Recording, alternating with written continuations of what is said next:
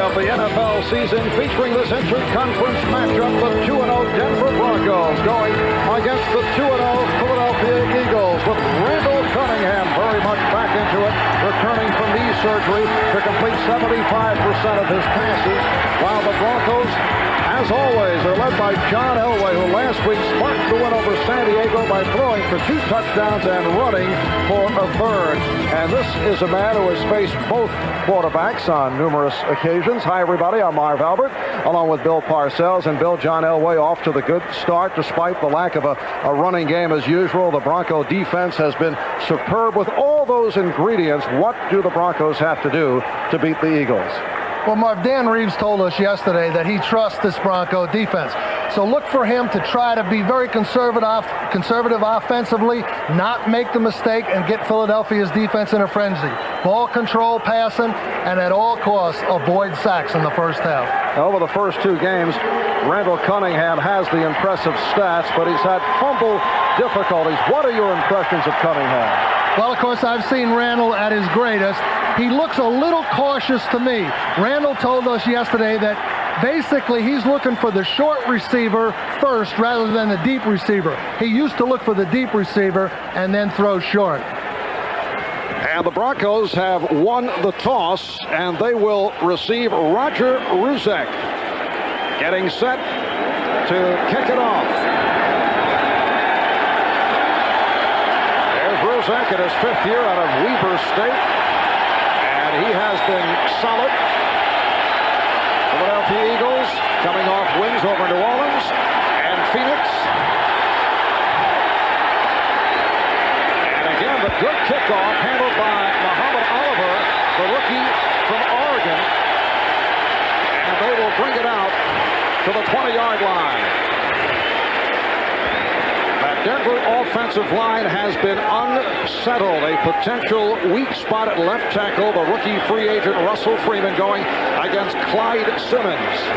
John Elway, the quarterback, Gaston Green, and Robert Perryman are the running backs. The receivers, Jackson, Russell, and the tight end Kay. When they go to the 13 wing, it's a 3 tight end alignment. Fallon Sharp comes in as an H-back. Right now, Gaston Green is the lone D-back. Elway to throw on first down, and it is deflected and broken up. Wes Hopkins, the free safety, got a piece of it. The pass intended for Derek Russell.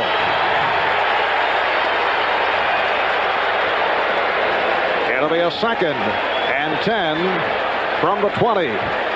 Philadelphia Eagle defense, one of the best in the NFL, sparked by the likes of Reggie White, Clyde Simmons, Leon Seals, a question mark because of a pulled hamstring, but he's in the starting lineup. The secondary, Jenkins, Allen, Waters, and Hopkins. Ricky Nattiel is now flanked out to the left side.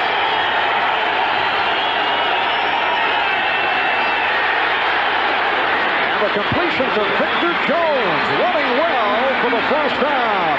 Gets across the 35, tripped up by the right corner. Eric Allen, 16-yard advance. Victor Jones, who is used primarily on special teams, is a 3rd-year man out of LSU. Well, as Dan Reeves told us yesterday, he was going to try to use the short ball control passing, screen pass out to Victor Jones, couple good blocks in front. Jones is avoiding his Philadelphia secondary and picks up the first down. Good start for Denver.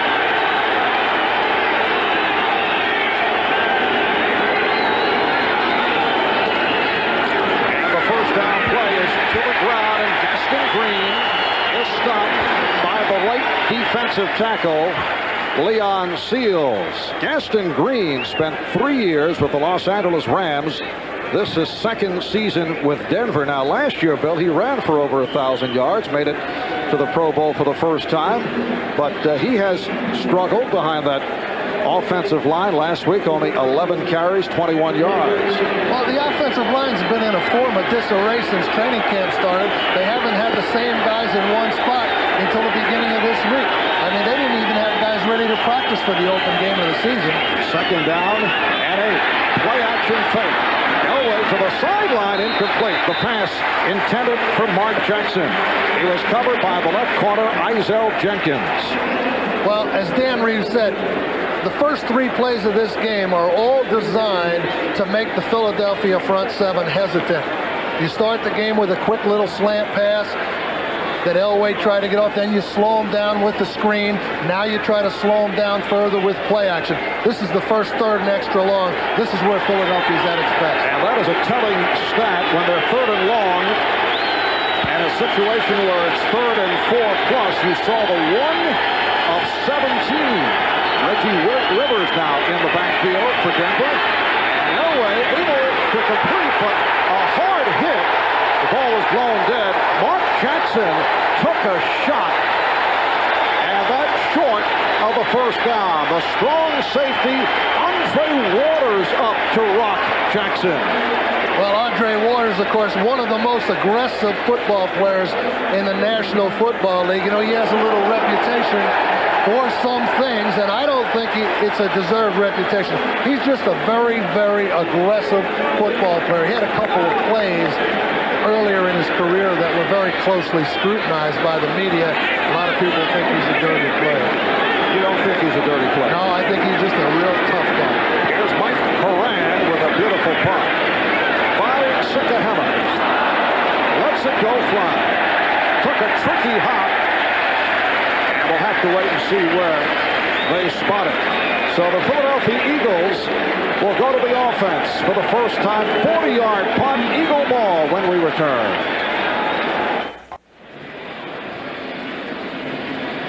The Philadelphia Eagles offensive line, and this line has excelled at the running game. They are vastly improved from a year ago, in particular at right tackle. The second-year man, Anton Davis, has played well. Randall Cunningham at quarterback, a rejuvenated Herschel Walker in the backfield with Heath Sherman. Fred Barnett coming off an outstanding game last Sunday night against Phoenix when they go up to what they call the quarter. Calvin Williams joining Floyd Dixon. First down at the 17, and it's Walker battling his way, but he is stacked up at the line. Herschel Walker last week ran for 112 yards, going for over 100 yards for the second straight week. The front 7 of Denver, like Philadelphia, one of the best defenses in the NFL, and the strength of this defense at the linebacker positions, led by Kroll, Brooks, Mecklenburg, and Fletcher. In the secondary, Braxton and Henderson at the corners. Good safety net. Dennis Atwater, the Tiger. They go to the extra defensive backs, and Langdon Gimri come on. There's Cunningham off the run, and he takes it out of bounds, short of the first down. Run out by Mike Kroll, who last week had 2.5 sacks against San Diego. Denver with 5 sacks in all. And Bill, there are many around the NFL who feel that Mike Kroll will be the league's next great linebacker. Well, he certainly has the speed and the ability. I think he's a lot in the mold of Derek Thomas at Kansas City. A little bit smaller than Lawrence Taylor and those guys, but 2.5 sacks. He's off to a good start. Third down, 5. The Eagles from their 22. And Cunningham may have had his arm hit.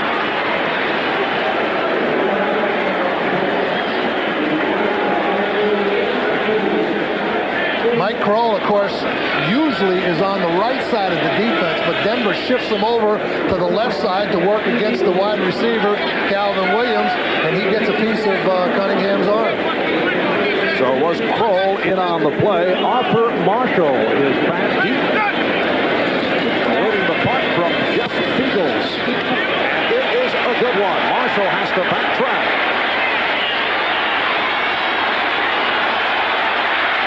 Tripped up across the 35-yard line. Marshall, a rookie out of Georgia, averaging 10 yards per punt return. A 55-yard punt.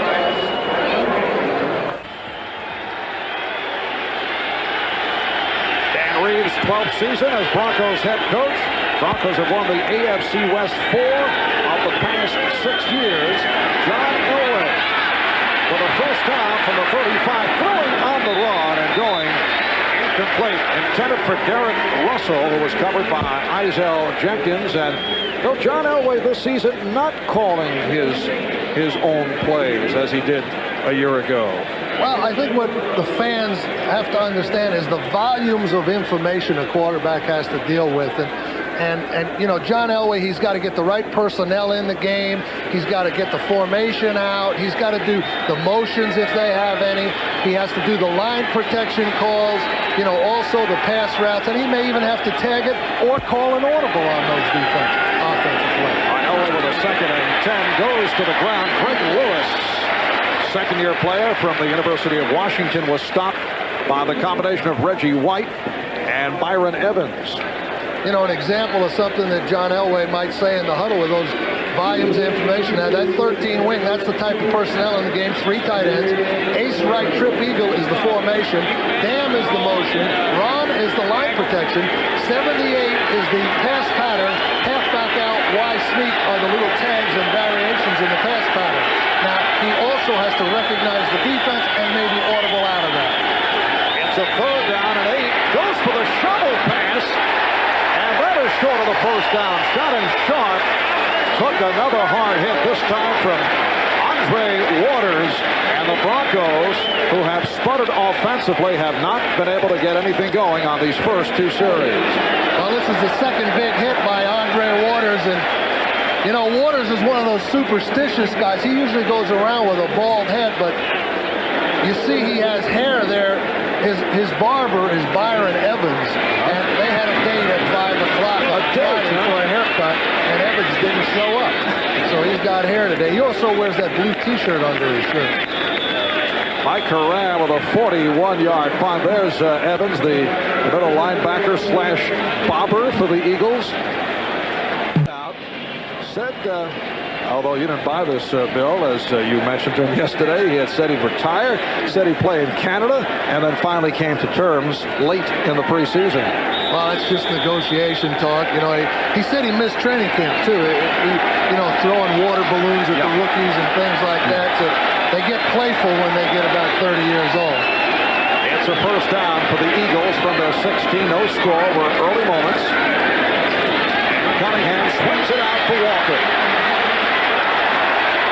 Herschel bullying his way, refusing to go down. Michael Brooks finally got him out of bounds.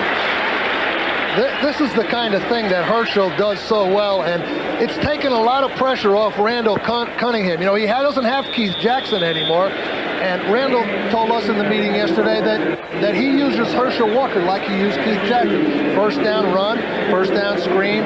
He's taken Jackson's place in the attack that Philadelphia uses on those 2 downs. Yes, the Eagles' outstanding tight end Keith Jackson still holding out. No new developments. Jackson petitioning in federal court to become an unrestricted free agent. Keith Byers, who is lined up at the tight end position in the absence of Jackson. Jackson, incidentally, has a hearing set for this Tuesday. And you can see the impressive statistics Keith Jackson provided last season with 48 receptions. Keith Byers switched to a tight end position, lining up at tight end and as a wingback in a 3 tight end alignment. Well, Byers is a terrifically versatile player, and you know, when you have a guy that can do that and you lose a premier athlete like Jackson, a guy like Byers is the only one capable of taking his place. Herschel Walker running well. Has the first down, stopped by Carl Mecklenburg.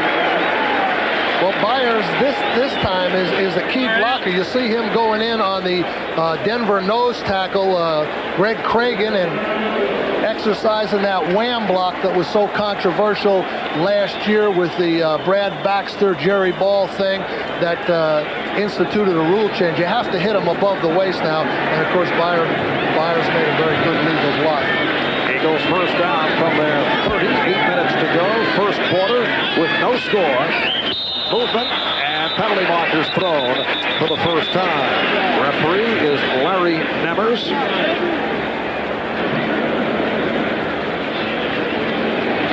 Ball start, number 79 offense prior to the snap, 5 yards, still first down.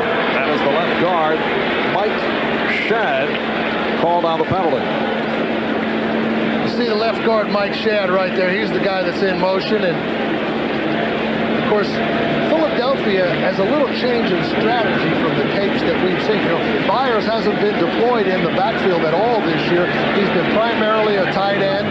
You know, Rich Kotite says he's using him as a fullback and a lead back today in front of Herschel. Now, Denver isn't really prepared for that type of look. It's a first down and 15. Cunningham facing the rush, able to unleash. Calvin Williams made the catch short of the first down. The free safety Steve Atwater with the tackle. It's a 13-yard pass play.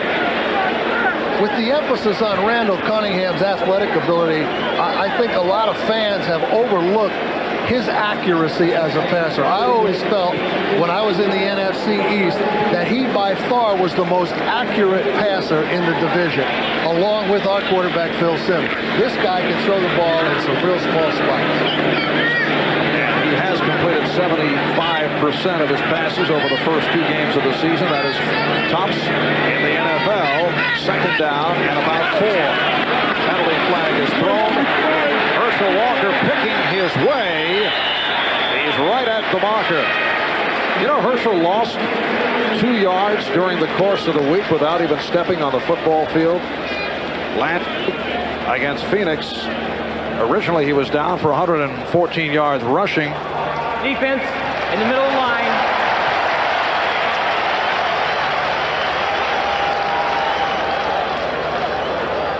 So the call against Denver. The Elias Sports Bureau, which keeps the official statistics for the NFL, changed Walker's official rushing total just the other day from 114 to 112 yards. They figured it up, and they dropped 2 yards. They also changed Walker's receiving totals from 28 to 30 yards. He picked up 2 as a receiver. The deduction of the 2 rushing yards, Bill, means Walker is not tied with Emmitt Smith of Dallas for the NFC rushing lead. Walker is 2 yards behind Smith.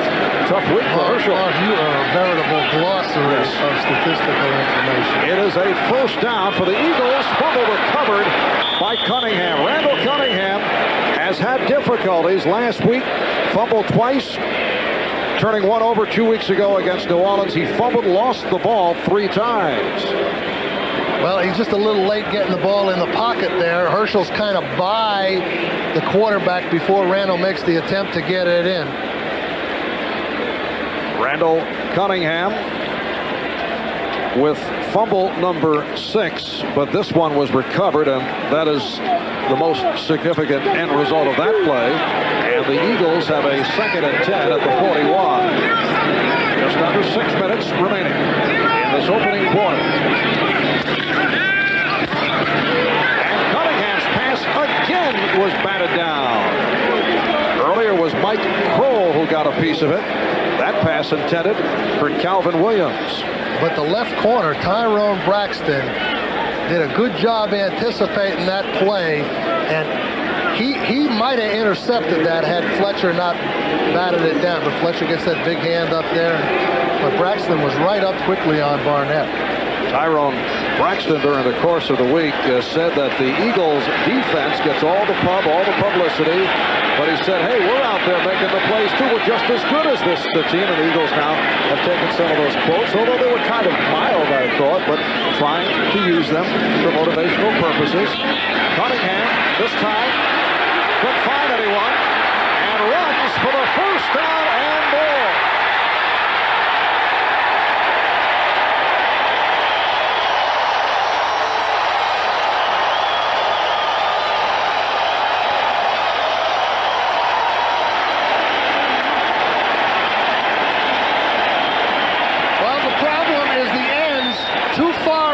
Field, create a space inside for Cunningham to duck in and get back out. And that's one of the things against a quarterback like Cunningham you've got to be cautious of, going too far up the field, allowing him to step up in and get back out. Randall Cunningham on a 3rd and 10 going for 29 yards. First down at the Denver 30-yard line. And Byers working out of the backfield, and he stopped at the line by the outside linebacker, Simon Fletcher. Now talking with Wade Houston, the defensive coordinator for the Denver Broncos. He was telling us, I should say Wade Phillips, he was telling us that they will employ the spy system. Well, it's a method of control on the quarterback where they assign one guy to stand relatively close to the line of scrimmage and try to mirror Cunningham wherever he goes. Now, that time they didn't have it on, and he stepped up and was able to get out. It's a second down and 9. Myers not able to pull away from Fletcher.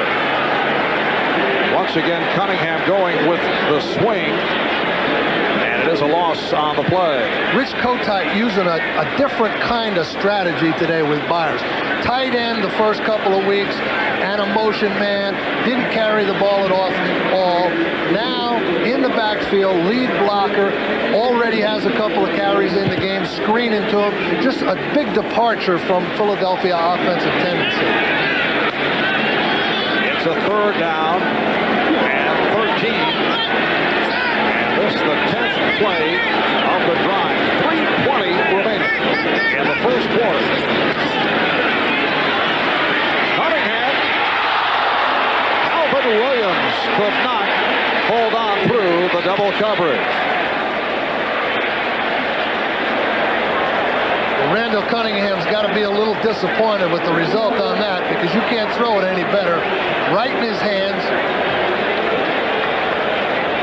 Those are the ones that the receivers, when they go to that receiver meeting on Monday, all the rest of the guys in the room talk about, well, did you hear footsteps or not? And this, a 50-yard attempt. Fourth down and 13. And Rich Kotite going to Roger Ruzak, 2 for 2 last week.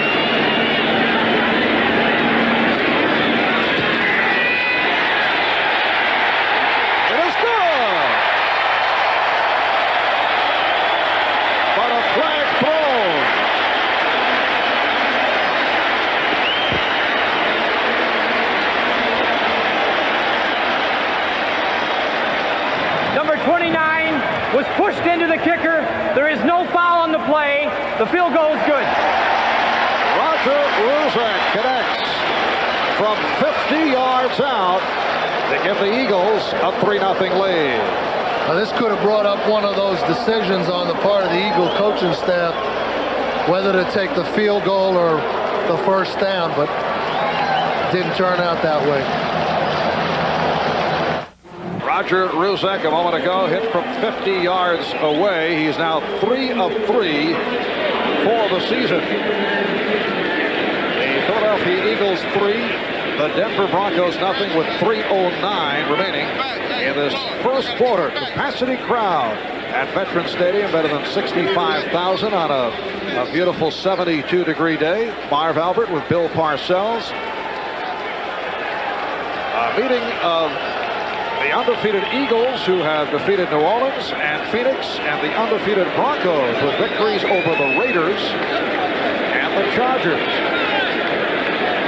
Denver starting off the season 2-0 for the first time since 1989, although their offense has not been sharp. But interestingly enough, Mark, the big play in that drive, the Cunningham long scramble, the very thing we talked about at the top of the show, the ability of the defenses to control the improvisation of the quarterbacks. And it's 3 points on the board already just with that thing. Oliver and Montgomery are back deep. Another excellent kickoff by Ruzak. Montgomery will stay right there. Well, NBC's Premiere Week continues tomorrow with all new episodes of The Fresh Prince of Bel-Air and Blossom, followed by an NBC world premiere movie based on the true story. Carolyn Sapp, Miss America 1992, will star in her own remarkable story, Miss America Behind the Crown. That's tomorrow, right here on NBC.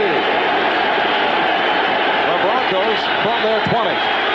The lone D-back is Greg Lewis, second-year man from the University of Washington. Derek Russell splits to the left side. And here's Lewis. The Broncos continue to try to establish a running game, and they have not been able to do it. Byron Evans with the wraps on Greg Lewis. This is that defense with Reggie White right over the center. All these guards and tackles covered in here. It's something that Philadelphia uses to disrupt that first down running game. And there you can see Evans coming off those big linemen in front of him making a nice tackle. Denver has rushed 3 times for only 4 yards. Second down and 9. Elway swinging it out, but Shannon Sharp met by the free safety, Wes Hopkins. Shannon Sharp, one of those hybrid type players, a wide receiver in college, but used like a tight end and a wide receiver, sometimes a back in the backfield. They've had guys in the past. Gerald Wilhite was like a satellite player. They also have a guy named Steve Sewell who's out for the year at Denver, another type satellite player. Denver always has these guys detached from the main body. That's what satellite means, Mark. Parcells coining phrases once again. Elway. And it is incomplete. Eric Russell with the catch out of bounds. So it's 3 and out for Denver.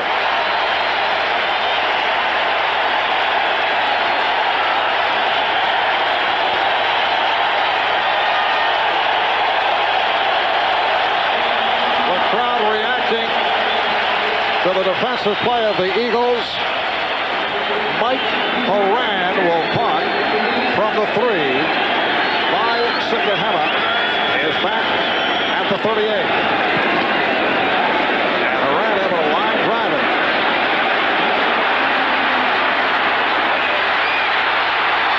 Penalty marker down. Good return by Sikahema.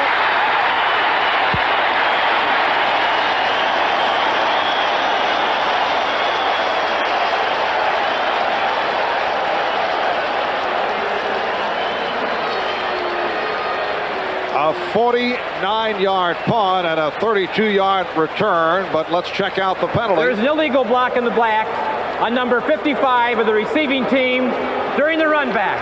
10 yards from the spot of the foul. That is Ken Rose.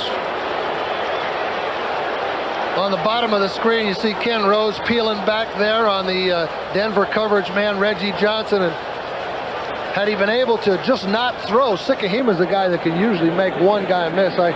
I can attest to that fact. I've seen him close up many times. As a matter of fact, out there one day in St. Louis, he ran right by our bench, 76 yards for a touchdown. Was there a little temptation, as I recall, for you to tackle by as he ran by the bench? He's too fast for me. He's too fast for me, Mark. I couldn't catch that guy. First down at the 30, minute 16 remaining. First quarter, Eagles with a 3-0 lead on the Broncos. Herschel Walker takes a shot. Well, it was late in the 87 season. Vi Sikahema, then with the St. Louis Cardinals, took this punt by the Giants' Sean Landeta, and he went 76 yards for the touchdown. Now, check this out. There he is in the blue. That's a rotund Bill Parcells. My head was on a swivel there. He went by so fast. Look at him now. He's doing one of those dances. And of course, another Eagle, Roy Green, was also in that game. That incidentally turned out to be the Cardinals' last game in St. Louis before the move to Phoenix the following year. Cunningham gets it away in a hurry and has Byers. A Philadelphia first down up at the 42. Simon Fletcher ran him out. The deployment of players here now. Cunningham has got Byers at the halfback position. He's lined up where Herschel's supposed to be lined up. So Byers is a tight end. He's a lead fullback. He's a regular fullback. He's an H-back, and he also splits out on third down. Now that's more than the union contract calls for. 10 seconds remaining in the first quarter. Denver Broncos very familiar with the work of Keith Byers. Last time the Eagles and Broncos met back in October of '89, Byers ran for 93 yards, scored 2 touchdowns. That's the end of the first quarter here in Philadelphia. Eagles 3, Broncos nothing.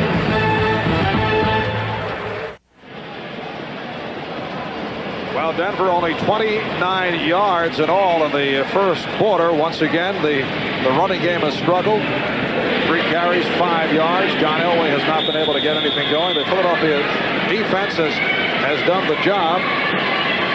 There's only one significant play in the whole first quarter, and that's the Cunningham scramble. I mean, both these teams are feeling their way. Both the defenses are doing a pretty good job. Just can't let the quarterbacks run for 50 yards.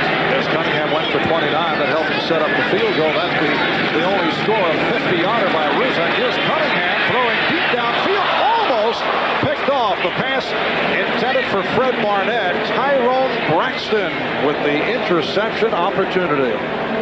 Randall definitely behind the receiver on that throw. You see Barnett turning in, and Randall just throws behind him, hits Braxton right in the chest. Sometimes the receiver shields the defender to the point where he can't focus on the ball, and the ball surprises him, and that's why they dropped those. Looked like an easy interception, but actually they never saw the ball. Braxton has made it back from knee surgery from a severe knee injury. Herschel Walker continues to run in splendid fashion. Michael Brooks brought him down. Herschel Walker waived by Minnesota, signed by the Eagles as a free agent back in June, reeling off 12 yards on the play. Well, Herschel's at his best when he gets the ball deep and can exercise good vision. You know, he's very strong in the thigh area. He can run through those linebackers and defensive backs. Dennis Smith said guys like Walker shorten his career. First out of the 46. And this time they bottle up Walker. Wilbert Montgomery and Steve Van Buren, the only Eagles ever to string together 100-yard rushing games. Now, you saw quite a bit of Van Buren in your day, Phil. No, not Van Buren, but quite a bit of Wilbert Montgomery close up. And our players used to call him Timex, Marv. You know, that takes a licking. You know, that old deal, but that was his name. They referred to him as Timex. Hurt cover also. Yeah. Second down and 9 at the 45-yard line. Cunningham standing in for instant, couldn't find anyone, and slides to the 40-yard line, covered up by Braxton. Again, the instance, the ends just a little too far up the field, and the Denver defense gets separated between the ends and the tackle, and Randall squirts through there, picks up the first down. Good downfield coverage.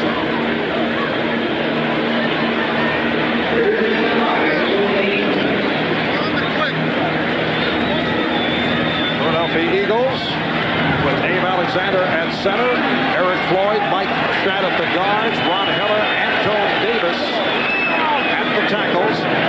It's a third down and 5. And that was deflected, thrown behind Byers, and a penalty flag is down.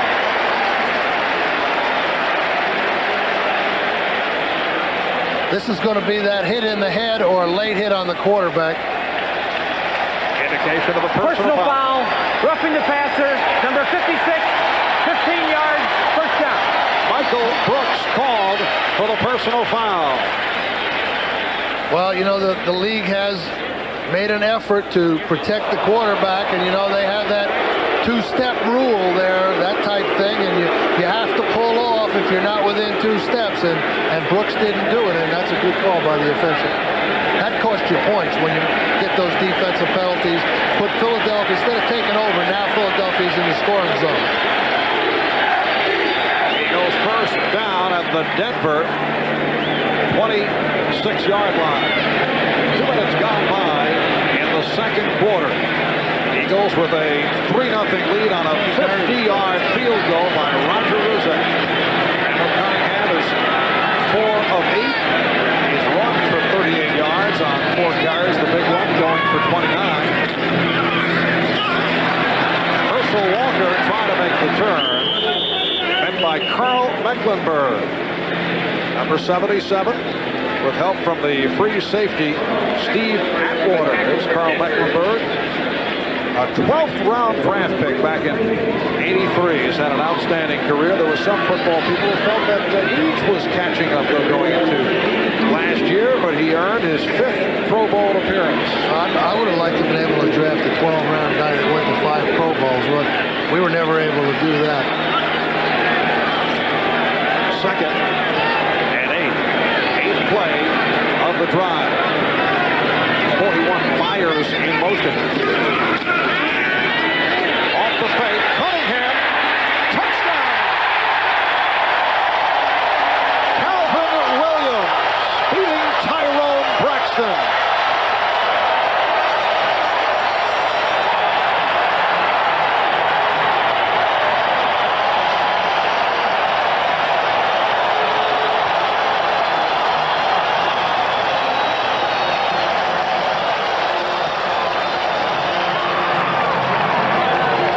So Calvin Williams, who dropped one earlier, this time wide open. And that is his 2nd touchdown reception of the season.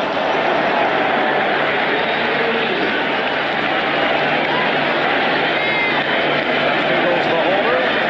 Roger Ruzak will attempt to add the extra point.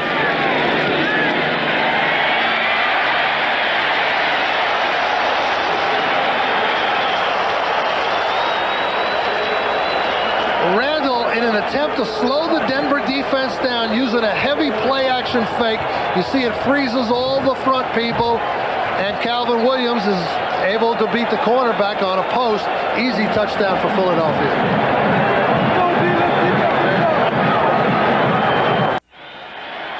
Critical penalty called on that man, Michael Brooks, contributing to the Philadelphia drive. They go 8 plays, 70 yards, 4 minutes, 11 seconds.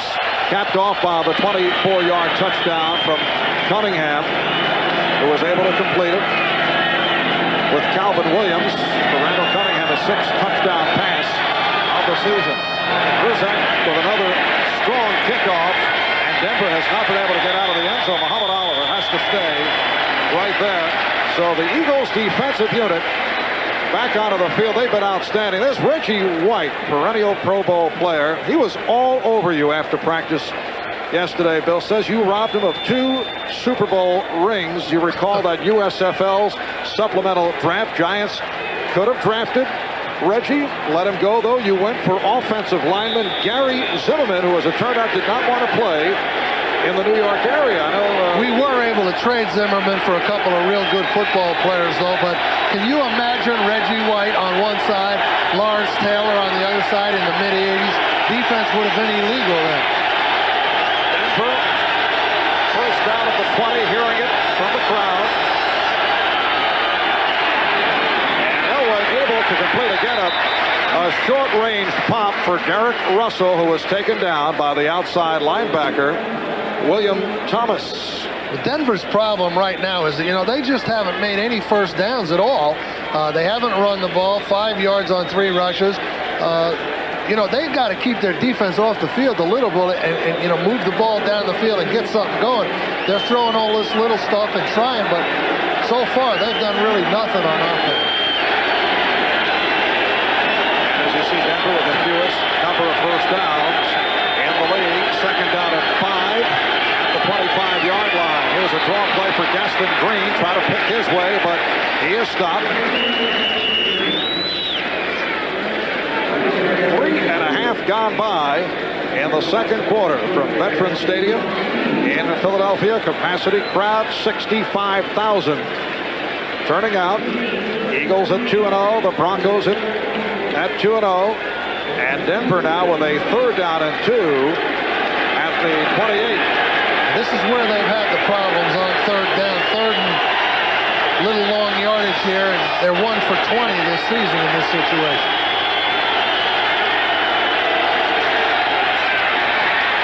Big rush. Elway can't find anyone. And a flag is thrown. Greg Lewis, the intended receiver.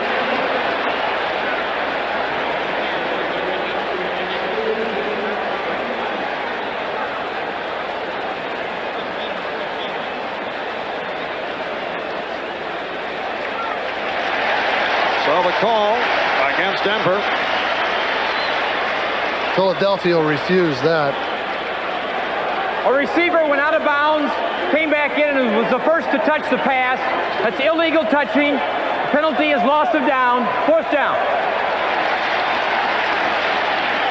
Well, at the top of the screen, you see Greg Lewis out of bounds there and working back in. And, of course, he's not allowed to catch the ball in that fashion. You know, you can't be the first to touch the ball. Somebody else has to touch it and then tip it to you. Then it's okay. Fourth punt of the day for Mike Moran. Big rush. Just did get it away. And Sikahema calls for the fair catch. Little adventure, but able to hang on. 48-yard punt, a good one for Moran. We'll be back in a moment. Philadelphia starts out from its 24-yard line. They lead Denver by the score of 10-0, 10.5 remaining in this first half. And it's Walker on the draw across the 25-yard line. A reminder, next Sunday, NBC Sports will present an NFL doubleheader beginning 12:30 p.m. Eastern Time with NFL Live. Feature games Denver and Cleveland, Buffalo, New England, Pittsburgh and Green Bay, Buffalo and New England. Patriots last year in New England were able to knock off Buffalo by the score of 16-13. Well, every dominant team in the division has a thorn in the side, and the Patriots are the thorn in Buffalo's side. Herschel Walker continues to run well. Steve Atwater made the stop. Let's check in now with Bob Costas. Marv, injury update at Lambeau Field where the Bengals lead the Packers 3-0. Green Bay hopes Don Majkowski's injury is only a sprained left ankle. X-rays coming at halftime. Brett Favre in at quarterback now. Meanwhile, at the Meadowlands, where San Francisco has a 14-0 lead on the Jets, John Taylor of the Niners suffers a fractured left fibula. Early reports out at least 6 weeks. Back to Marv and Bill. Well, that John Taylor injury there, fractured fibula, Bob said. 6 weeks, big weapon for the Niners. Rice didn't play last week. Well, Herschel Walker picked up the first down. That's 8 first downs for Philadelphia. Rich Kotite, just seems a little more at ease this year. Last year we were down here to do that third game of the season. He was kind of grinding his teeth, but he says he's learned to expect the unexpected and just kind of go with it and know there's going to be a lot of adversity and just deal with it as it comes. And he's doing a really good job with this team. First down at the 34. Herschel picking his way, and he is gang tackled. Rich Kotite in his second season as head coach. Did the job last year keeping the team together despite injury problems, that major injury suffered by Randall Cunningham, and took over from Buddy Ryan, and it was a smooth transition. Buddy very popular with his players. How about Buddy taking a little shot at you earlier on NFL Live? He said, you may have received too much credit as Giants head coach. He said Ray Handley is receiving too much. I agree with Buddy. I think the coaching is overemphasized. I do. It's the player's game, and too much credit now. Well, I'll take a little. Okay, I'll take please. That's the old Parcells. It's a second down and 9. And it's Byers. He has a first down. Michael Brooks made the stop. You know what? When I was a young guy, they always used to take the guy on the playground that was the best and put him in all different spots and just throw it to him every time. Well, this is basically what the Eagles are doing with Byers today. He's in every different spot, and every first down, it's either Herschel up the middle or a little screen, or Byers is getting the ball. I'll tell you, he's a real versatile football player. Herschel Walker with a short advance. Ought to be about time for Byers again now, or Herschel just went up the middle, and now we'll have something with Byers. Philadelphia second down and 8 at the 47, 7:35 remaining in this first half. The Eagles with a 10-0 lead on a 50-yard field goal by Rizek, and a touchdown pass from Cunningham to Calvin Williams.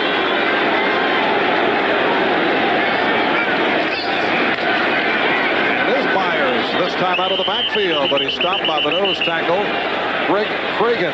Greg Cragen, an undersized overachiever. He's been described as a boxer who fights a 12-round bout every Sunday.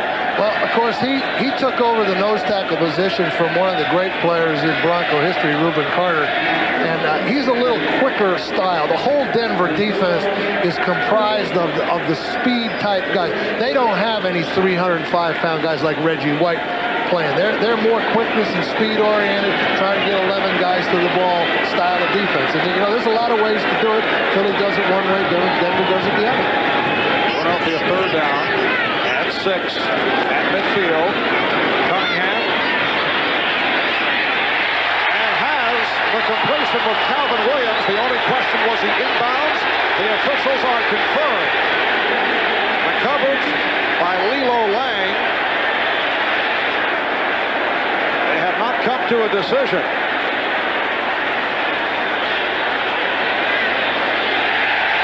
Yes, it is a completed pass. Well, the officials had one of those board of directors meetings, but the ball right on the boundary. Calvin Williams up in the air, but the contention was that he would have been able to get his feet, both feet down, had not Braxton knocked him out of bounds. And that's within the rules. He would have been able to get his feet down had the defender not pushed him out. That's why they call it completion. Well, Dan Reeves did not like that call. Well, he knows the game is in danger of getting out of reach here with that Philadelphia pass rush. Eagles first down at the 34. Here's the flea flicker. Cunningham throwing. Incomplete. Intended for Fred Barnett. Well, the Eagles worked on this during the course of practice the last couple of days. You thought they were about to pull it off in the first quarter. They held back, and it was well executed, but Cunningham could not get it to Barnett. Well, they toss it to Herschel, and of course he's back to Randall, and they run both of the wide receivers deep. Now Randall gets a little pressure, and as a result of having to throw on the run, he can't really get enough velocity on the ball to get it all the way to Barnett. So the Denver defense did a pretty good job handling that play. Back to the ground, Herschel Walker, the ball carrier, stopped by the left defensive end, Brian Sauché, along with Michael Brooks. Inside the red zone, you know, he's Richie Kotite is a guy that will take some chances, you know, to try to get his team momentum. Again, it's a quick strike area of the field, first down situation, second down situation. Simulate that run and play, and then flea flick. It's a good choice of play. Third down and 10. Floyd Dixon comes out as a third wide receiver. Cunningham with the time, goes up top, touchdown, Fred Barnett.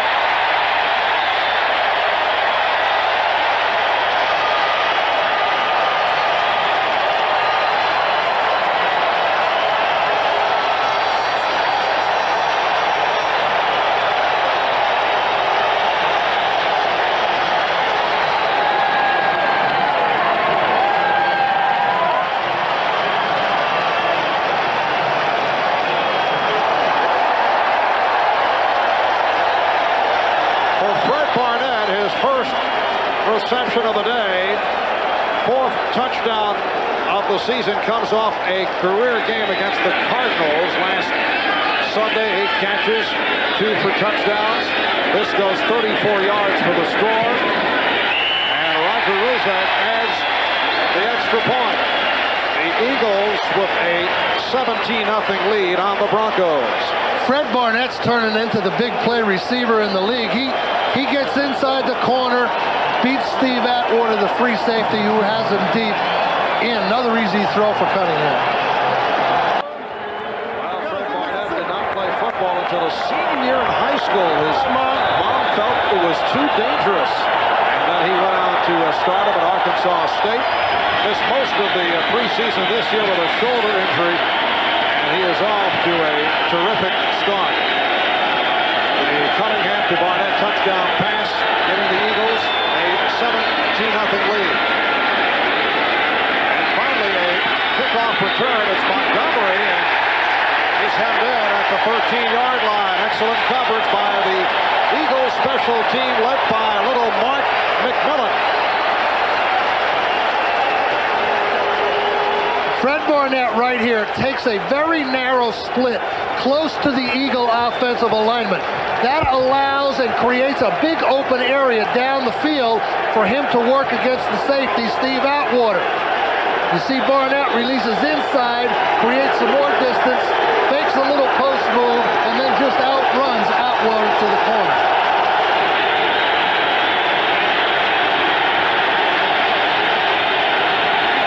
Denver starting out from its 14. They have been handcuffed to this point. And the snap was fumbled and then recovered by Victor Jones. Byron Evans also involved. I've been on the other side of a couple of these feeding frenzies on the part of the Eagle defense. John Elway said yesterday that this is the worst thing that can happen because the Eagle defense feeds on things just like this, and it's like bees on honey. Now, the more honey they get, the more bees start showing up. So right now you got the whole hive loose in the Denver backfield. I never quite thought of it that manner. Neither had I. Elway. Well, Elway now looking at a 2nd and 15 from the 9-yard line. Goes out of a shotgun, taking no chances, and it's an end around attempted by Arthur Marshall. And he's run out of bounds. Marshall, a rookie from Georgia, signed as a free agent, bothered by a torn rib cartilage suffered last week in the game against San Diego. And it sets up a 3rd down and 5. And you can see the difficulties of the Broncos here in the first half. Well, you have to credit Philadelphia. I mean, Denver is attempting to do what Dan Reeves said they were going to try to do. The short passing game, the quick release. You know, they're not sacking Elway, but they just can't get any first downs or get in the scoring zone. 3rd down, 5. Elway going deep. Intended for Mark Jackson, covered by Otis Smith and Andre Waters.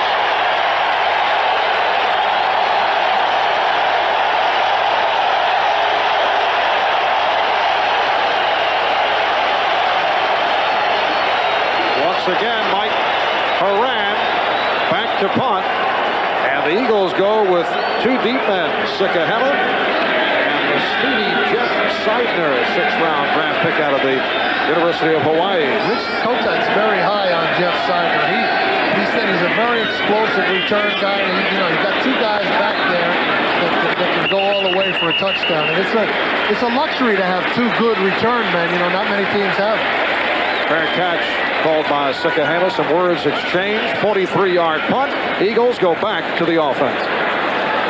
Back to Veterans Stadium in Philadelphia. Marv Albert, Bill Parcells. With 3:38 remaining first half, it's been all Eagles. They lead by the score of 17-0. Keith Byers smacked up. Very short pickup for Byers. Dennis Smith, the strong safety, was on hand. Dennis Smith in his 12th year out of University of Southern Cal. Chatted with Dennis yesterday afternoon. Going into last year, he had said he wasn't sure that he wanted to continue playing, but he had a standout season, made the Pro Bowl for the 5th time. Here he is for a 12th NFL season. Yeah, but all his friends are gone, Mark. He said he didn't have a roommate. He said he lives alone. It's like all his guys graduated. 2nd down and about 7 at the 41. Cunningham finding the room, goes sideline for Barnett, and a first down. Wyman Henderson on the coverage. Well, Barnett, was taken a little lower in the draft than a guy with his ability you'd expect. He played at Arkansas State, and while he was there in college, they were running the wishbone, and you never really got a good chance to look at his pass receiving skills in the wishbone attack. It was all play action passes. So this guy, Buddy Ryan, researched and drafted him, and this guy's a premier guy in the league right now. Are you giving Buddy credit? Trying to make friends now? Herschel Walker once again refusing to go down. Dennis Smith, the strong safety, making the tackle as we approach the 2-minute warning. Herschel Walker, 12 carries, 40 yards to this point in the first half. 2 minutes to go in the half. We'll be right back. Up hits the Domino's Pizza NFL Live halftime report. Bob Costas, O.J. Simpson, and Buddy Ryan will bring you up to date on all the action around the NFL. Gail Gardner will visit with your old friend, Cleveland Browns tight end Mark Bavaro. That's coming up at halftime. Well, now there's a guy that bloodied Buddy Ryan's nose a couple of times down there in Philadelphia. Mark Bavaro, they had a hard time with him. Hard-nosed player, Mark Bavaro. Able to make the Cleveland Browns, who obviously have had their difficulties. Play action. Cunningham couldn't find anyone, and he's hauled down. Greg Cragen with his second sack of the season, first of the day for the Broncos. Good choice by Randall, though, not forcing the ball down the field with the lead. They got a chance to put the kill shot on Denver right here if they could drive it in the 2 minutes. What you don't want to do is throw an interception and give Denver a little life going in at halftime. Denver last year led the AFC in sacks with 52, jumping from the figure from the previous year. Last season, the Broncos went 12-4, finished first in the AFC West, had an outstanding year defensively in the playoffs. Denver beat Houston and lost to Buffalo in the AFC Championship game. This afternoon have not been able to get anything going against the Eagles. And you can see another reason for the improvement. Same number of touchdowns when you compare the record of 5-11 in 1990 and the turnaround to 12-4. However, this is where they really were able to demonstrate improvement. That helped to turn the season around. Well, defense is the key to any sport, and you can see it's reflected in that record there. Denver, big improvement, 20 touchdown improvement. It's a 3rd and 14, and Cunningham under pressure, able to complete to Byers, but way short of the first down. Another factor when you take a look at total touchdowns, it depends when you score the touchdown. So that can be misleading, even though they had scored 32 touchdowns in 90 and 91. Some of those touchdowns may have been scored in blowouts in the season where they struggled in 1990. It's really when you score. Well, same thing with yardage. There's a lot of concession yardage and sometimes concession touchdowns. You trade points and yards for a lot of time, and sometimes when you're way ahead, you can do that, and so statistics are not always the true tale. Penalty marker down. Fiegels getting off the punt to Arthur Marshall, and they will down it inside the 5. Jeff Fiegels with a strong game in Phoenix last week. Put 2 inside the 20. Jeff able to put 1 inside the 5 as it was down by Jeff Seidner. And let's check out the penalty.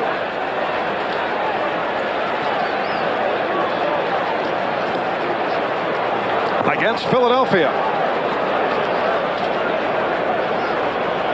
Down to 1:37 remaining in this first half. Eagles with a 17-0 lead. The kicking team was offside. Number 85 lined up in the neutral zone. 5 yards. We'll repeat 4th down. And that was the man who got downfield. He has good speed, but perhaps not that fast. Jeff Seidner, the 5'6" rookie from the University of Hawaii, was called on that penalty. You're not used to seeing 5'6" guys on the Philadelphia practice field, but yesterday I saw 2 of them, Seidner and McMillan, both guys about 5'6", and after you talk to Reggie White and a few of those, these guys surprise you. You think they're vendors or some guys. Wait a moment. Parking lot or something. Vendors. Marshall had the ball popped loose. Arthur Marshall took the hit. But it appears the Broncos were able to recover. That was only a 35-yard punt and a 3-yard return, and it will be Denver on the ball at about the 23-yard line. Well, one mistake by Seidner cost Philadelphia excellent field position. Instead of having Denver backed up on the 5-yard line, the fumble you see recovered by Denver, Denver winds up on the 22-yard line. Now, Philadelphia could have used their timeouts, held them back, forced a punting situation, maybe gotten a field goal out of it. The Victor Jones on the recovery. What about those benders who were working out with the I don't Eagles? think there's anything against benders. They don't look like football players. They're a little short for football players. Reggie Rivers. What you're saying is they were short benders. Short benders, yeah. Mark McMillan goes 5'7", a rookie from Alabama, and the 5'6" Jeff Seidler. Second down and 9 as we come up on 1 minute to go in the first half. And Elway completes for the first down. Looked like the forward progress will be marked for Arthur Marshall as a 10-yard advance. That's the first pass John's gotten down the field. Most of the others have been in the flat. He's attempted a couple, but that's the first one he's hit down the field. Denver in the hurry up. 40 seconds to go in the half. That was nearly picked off. Flag is thrown. Eric Allen going for the interception. The pass intended for Derek Russell. Denver's going to be called for holding there, and this is the situation. Philadelphia's pass rush so strong. Offense, holding, number 76, 10 yards, repeat first down. That's the right tackle, the veteran Ken Lanier, number 76, called for the hold. Well, Lanier, number 76 on the right side. Of course, he's got Reggie White, and they're giving him a little help with another back chipping off, and they still get the holding penalty. And, you know, that's better than a sack, really, because sack you usually get the quarterback 5 or 6 yards. Here you get him for 10. Russell splits to the left, Matias to the right. It's a 1st and 20. Elway is tripped up.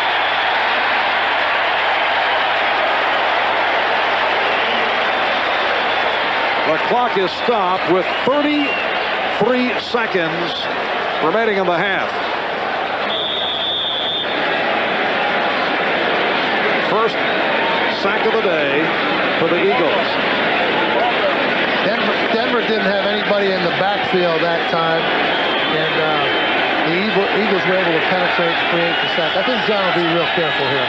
Andy Harmon will get credit for the sack. Elway under pressure once again. Just did get it off. Chased by Reggie White, who is gunning for his first sack of the season. Well, he's gunning for his first sack, but he's creating havoc in the Denver backfield today. You know, statistics aren't always the tale, as we said a minute ago. This guy is back there with a lot of heat on him. He's been back there 3 or 4 times already today. Reggie White, perennial Pro Bowl player, at 15 sacks last season. He has 110 in 107 games. The only man in the history of the league to have more sacks than games played. Well, if you want to do anything against the Eagles, you better block Reggie White, and you better take as many guys as it takes to do it to get the job done. And it's back to the ground for Greg Lewis with time running out in this first half.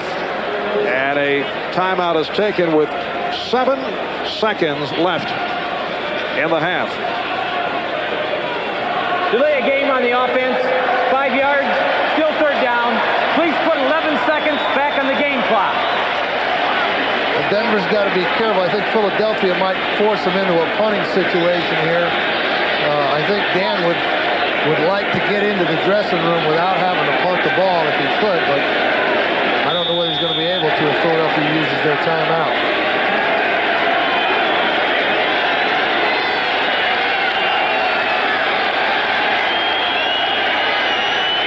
Seconds remaining. And again, the inside handoff to Lewis. Clock is running down, and now the clock has been stopped with 3 seconds remaining. The Eagles do take a timeout. Well, that's a smart call because they got a chance to block the punt. You never know what's going to happen. There could be a bad snap. The punter could drop the ball. There are all sorts of things that could happen that can result in points. So you always take the chance. It has been a very busy day for the Denver punter, Mike Moran. He has punted 5 times. Sikahema won't take any unnecessary chances back here on the return. If the ball's too tough to catch, he'll just let it go and time will expire. But But I think Philadelphia will definitely come with a 10-man rush here.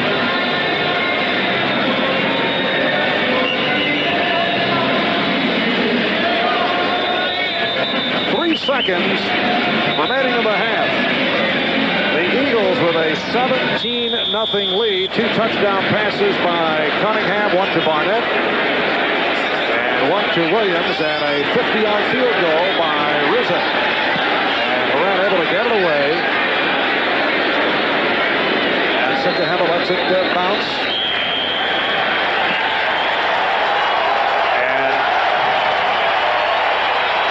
Randall Cunningham with 6 for 8, 97 yards, 2 touchdowns, leading the Eagles in this first half. Time has not officially run out. A flag thrown.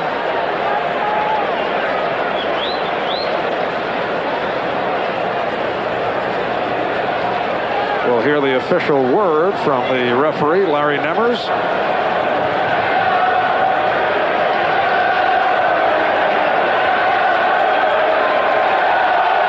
Both clubs are headed back to the dressing room. The officials continue the discussion down at the 25-yard line. All right, here is Nemmers. We have illegal hands on the offensive team prior to the kick. The half is over since the foul is on the offensive team. And now that concludes matters in the first half. So the Eagles with a 17-0 lead on the Broncos.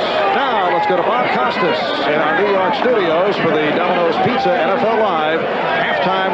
Marv Albert with Bill Parcells, and the Eagles with a 17-0 lead on the Broncos. Brad Deloiso getting set to kick off for the first time. He has placed all 8 of his kickoffs in the end zone or beyond his first 2 games, and this one is high and far.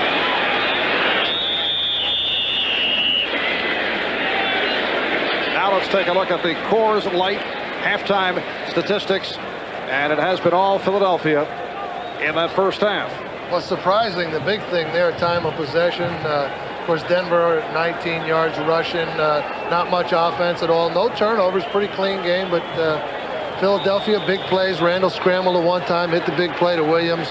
One more score here, and Denver really probably doesn't have a chance to win this game. The Eagles open up with 3 wideouts, Williams, Dixon, and Barnett, as they start from the 20-yard line. Randall Cunningham able to complete to Calvin Williams for a short advance. Tyrone Braxton on the stop. A superb first half for Cunningham. He was 10 of 15, 123 yards, 2 touchdowns. For the season, Cunningham has thrown 7 touchdown passes, and he has yet to be intercepted. Well, you see Randall's confidence seems to be growing as this game goes on. I watched the Phoenix tapes last week, and he wasn't as confident in that game as he is right now at any time.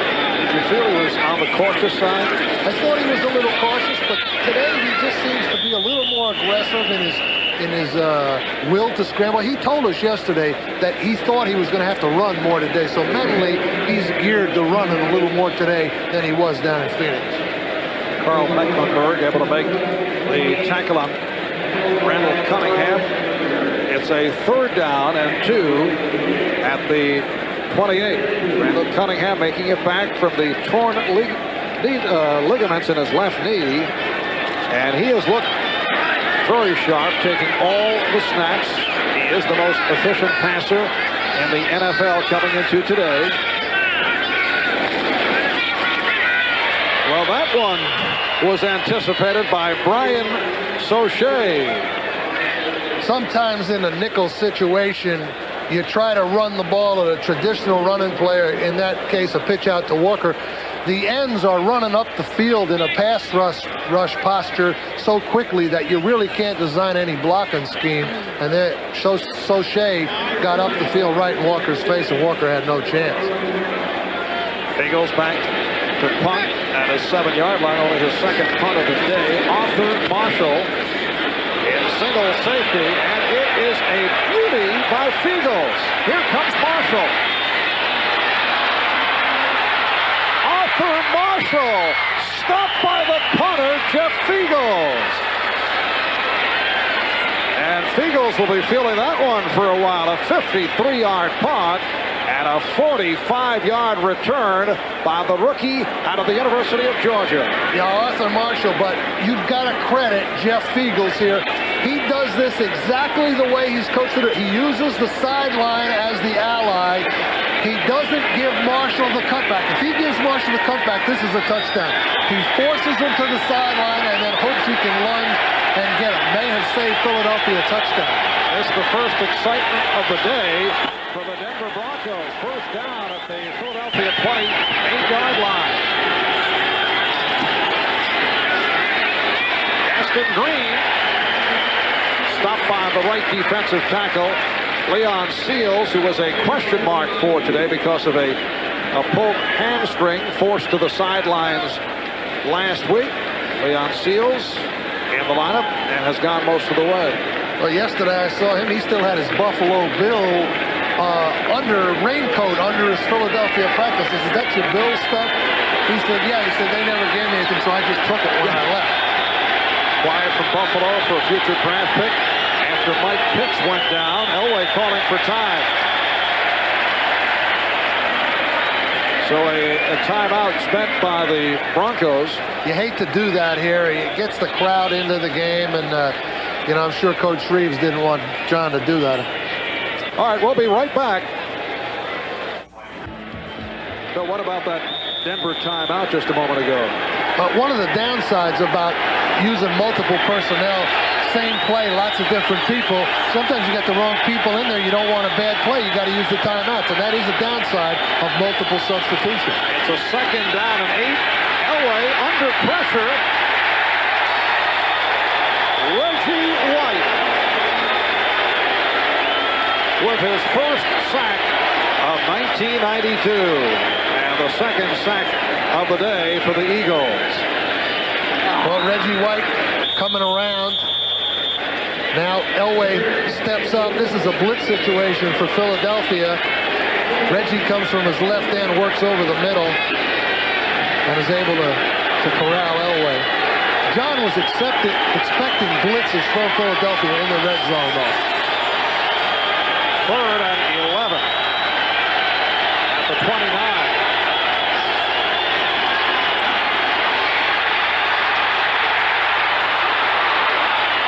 Elway fires, and that will set up a 1st and goal. Mark Jackson on the reception. A penalty flag has been thrown further upfield, but Jackson with a nice catch and was able to take it in bounds. However, the call against Denver.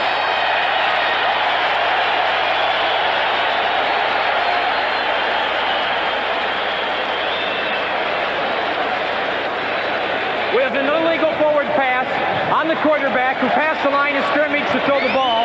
That's a 5-yard penalty and loss of down. 4th down. Well, one of the worst penalties you can have because you lose the down and you lose the yards also. So now Denver's in a field goal situation. But John Elway has the uncanny ability to get how he got out of that rush is beyond me. Heavy pressure up the field from Reggie. You see ducks under Reggie. Okay, then he outruns Harmon, and here he is coming right up to the yard marker, and as he throws, his left foot is across the plane, so it's a good call by the official. Denver will attempt to put some points on the board. A 49-yard field goal attempt for David Treadwell. No good, off to the right. David Treadwell, not noted for long-range field goal accuracy, is not able to convert. Well, here's a case where the punter does more than punt the ball. He saves a touchdown run. Now, one-on-one in the open field should belong to the punt returner, but as we said before, Fiegels uses the sideline, forces the runner out of bounds, and allows the defense to make the play. Pretty spin move by Keith Byers, ripping off a first down. 13-yard pickup for Byers. Kenny Walker, the right defensive end, made the stop. Well, Byers, this is a big departure on the part of Philadelphia from the tendencies that they had accumulated over the first weeks. Byers had not even carried the ball. Now he's a featured runner receiver. They'd used him in the passing game, but Rich Kotite has to be commended with his play selection because Denver is not looking for Byers on the run. Kenny Walker, right defensive end, a remarkable story as once again Byers gets the call. Kenny Walker, only the second deaf person to play in the National Football League, following, you remember, Bonnie Sloan, who was with the St. Louis Cardinals back in 1973. Kenny Walker in his second season out of Nebraska and has taken over the starting role at right defensive end. Wayne Phillips said that, Kenny doesn't have any problem with the defenses. The only thing he has trouble with sometimes on the line of scrimmage is the audibles, and the Mecklenburg and Brooks just tap him, and he knows which way he's going. He's been around long enough now to get a feel for it. Second down and 8 at the 47-yard line. Little cat and mouse with Randall, fake the safety blitz. He called the audible, and then Denver backed out of the blitz. Cunningham able to complete the tight end Pat Beach. Cunningham was being chased by Jeff Mills and was able to unleash to Pat Beach. The safeties come up and try to time out the safety blitz. They get there a little too early. Randall sees it. Here they come with the backers. Randall sees it. He calls the audible. Now the Denver secondary checks out and goes back to its zone defense and hoping that they can catch Randall in the wrong play. Pretty good cat and mouse right there, Mark. Not the first reception of the day by Beach. First down at the 37. Timing pattern, and it does work to perfection with Barnett.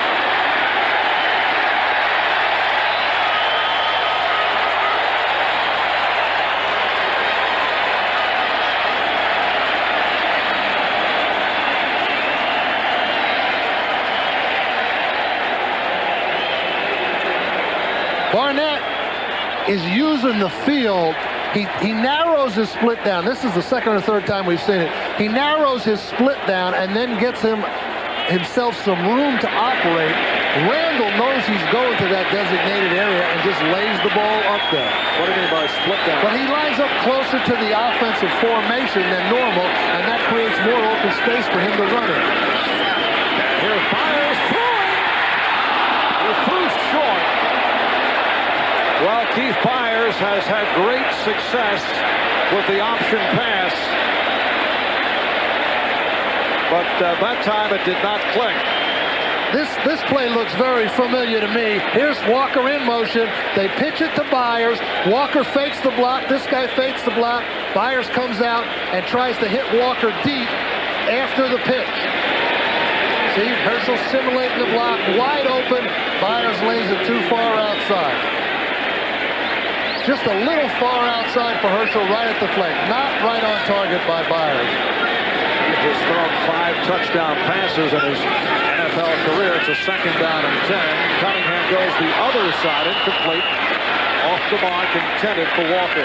I've seen that play before, Mark, that Byers halfback pass. Now, he threw that against the Giants the opening game in 1990 for a touchdown on us. The same formation, the same play, and Rich Kotite told us they had it in the game plan again today, and there it was. Well, let's see. It was a 9-yard pass. Anthony Toney. Here he is against us. Memories. Yes. Oh, man, that guy. You're bringing back bad memories, Mark. That was the intent. I don't know where these guys find this footage. That incidentally was Byers' most successful year as a passer. Byers, now the receiver, makes the catch just inside the 10-yard line. Back in 1990, Byers went 4 of 4 as a passer, all 4 going for touchdowns. Well, it's just a tribute to his versatility. You stop and think what this guy's done here today. He lines up wide. He's on the shotgun. He's in on every down. He's a lead blocker. He's a pass receiver. He's a runner. He's a tight end blocker. And now he throws the ball. 26-yard field goal attempt for Roger Ruzek. Make it 27 to be official. Hit from 50 early in the game. And does it again. 7.5 remaining. Third quarter, the Eagles extend to a 20-0 lead. Philadelphia Eagles with a 20-0 lead on the Denver Broncos. You know, it's been a difficult time, though, for the Eagles. Tough time emotionally following the death of their Pro Bowl defensive lineman Jerome Brown in an automobile accident last June. They've kept his locker intact in the Eagles dressing room in memory of Jerome. Not only was Jerome Brown an excellent player, but very popular with his teammates. And the Eagles have dedicated their season to him. You saw just a moment ago the Eagles jersey now featuring that newly designed larger patch in memory of Jerome Brown. Alton Montgomery with the return. Jerome was a guy that not only a very, very tough opponent to face, but he was a young fellow that I knew personally and had gotten to know. In fact, a year ago had dinner with Jerome and Cortez Kennedy, one of his close friends. And, you know, he was a terrific kid. Penalty flag has been thrown. 23, 5 yards, free kick.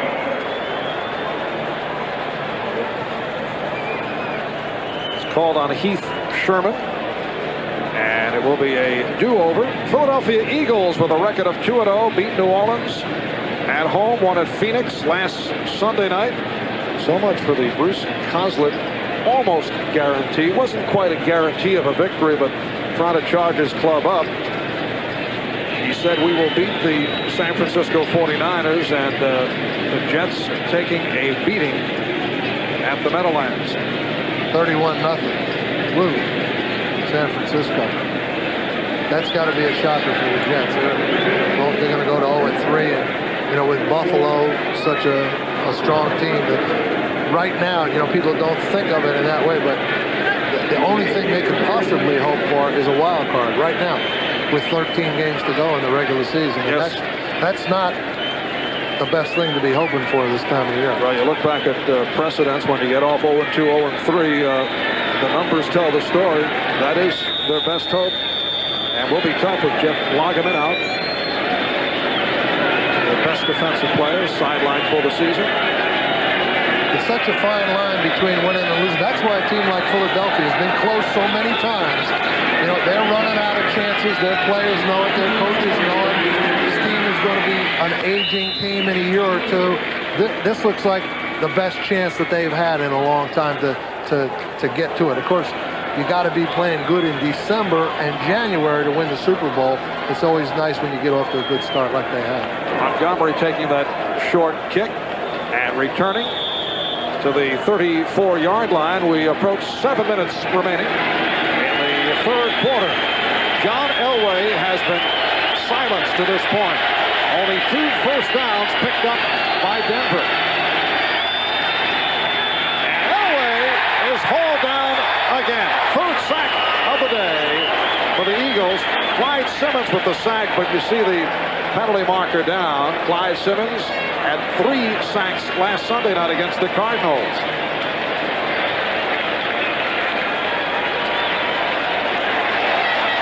And the call against Denver. I wouldn't be surprised if Philadelphia declined this one. Holding, 68 offense, penalty refused, second down. On the top of the screen, the left tackle, Russell Freeman, working against Clyde Simmons. Now, they're trying to use Greg Lewis a little bit to help Freeman, but Lewis doesn't get a piece of Simmons, and Simmons, of course, is the leading sacker for the Eagles this year. Very tough assignment for the free agent rookie out of Georgia Tech. Russell Freeman, second down and 17. Elway, complete. Eric Russell, who took a hit, not able to hold on. And Russell shaken up. Otis Smith on the coverage, and words exchanged between the Broncos and the Eagles. Back to the subject of Russell Freeman. He grew up amid the steel mills of Homestead, Pennsylvania, going up against Clyde Simmons after facing Leslie O'Neal of San Diego last week. He was a third-team All-American in his senior year at Georgia Tech, but was ignored in the NFL draft. And the blackest mark on his football resume was the stroke that he suffered back in 1984 as a sophomore in high school. Weakened the vision of his right eye, left him with temporary paralysis. Really forced him to give up sports, and the jury was out. He was not drafted, but here he is in the starting lineup at left tackle for the Broncos. Elway airing it out. And let's see, is it intercepted? Yes. Otis Smith able to pick it off.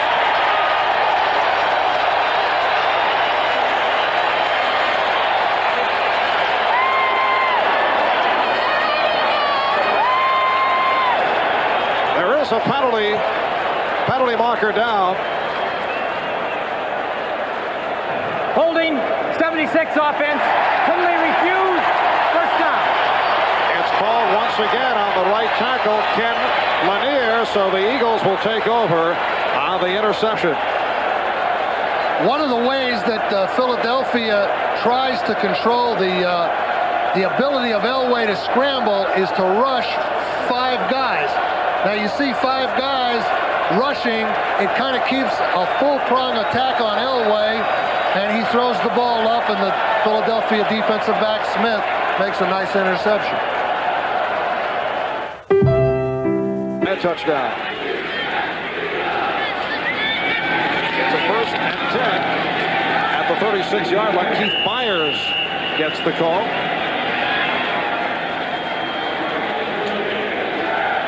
Philadelphia's way to keep Elway in the pocket is to use these 5 guys, 2 up the field, and then the heavy push right up the middle, giving him no lanes of escape. That's the kind of pressure they put on him on that last interception. You see he's squeezed from all sides. He heaves it up there. The ball's deflected, and Otis Smith comes up with a real good defensive strategy by Bud Carson and the Philadelphia defensive staff. And the first interception of the season for Otis Smith. 2nd and 9 from the 37. Barnett pulling away at midfield. Brett Barnett with excellent moves after the catch, taken out by Dennis Smith. Put the nice spin on Wyman Henderson, and that goes for 13. Well, Barnett, of course, he's got everything going for himself now. He's already been deep a couple of times. He's been down the sideline. He beat Atwater. He beat the cornerback, Wyman Henderson. Now they're throwing in front, and, you know, Barnett's having a big day. And average per catch is the thing about Barnett. He's very, very high in the league right now. He's 4 for 78 today. Now, I'm not too good at the vision, Mark, but that's almost 20 runs. Good. Yes. Very well done. I learned that. I wasn't here. About 18 months straight. Herschel Walker with a short pickup. Michael Brooks made the stop. It will be a 2nd down and 9. Eagles with a 20-0 lead. Well, Purdue and Notre Dame coming up next Saturday, 1 o'clock Eastern time here on NBC. Getting underway with Notre Dame Saturday. I'm told, Bill, that John Dockery will be dining at the Lou Holtz estate Friday night. If he is, I'd be checking the menu. Lou did apologize for jumping at the line of questioning by John in the post-game scenario last week. Cunningham, and that was nearly picked off. He threw into a crowd. The intended receiver was Keith Myers, and he was being covered by the linebacker Jeff Mills. Randall hasn't made any poor decisions today until that particular pass right there. Now, you know, the only way that Denver's going to be able to come back and win this game is if Philadelphia makes that offensive mistake, and that was a chance to make that mistake. And I'm sure Rich Kotite will talk to Randall and say, hey, let's just be a little more cautious out there with this big lead. Let's not give them anything to light the fire. Third down and 9. 4:25 to go. And the third quarter. Eagles 20 and the Broncos nothing. Cunningham on target with Calvin Williams.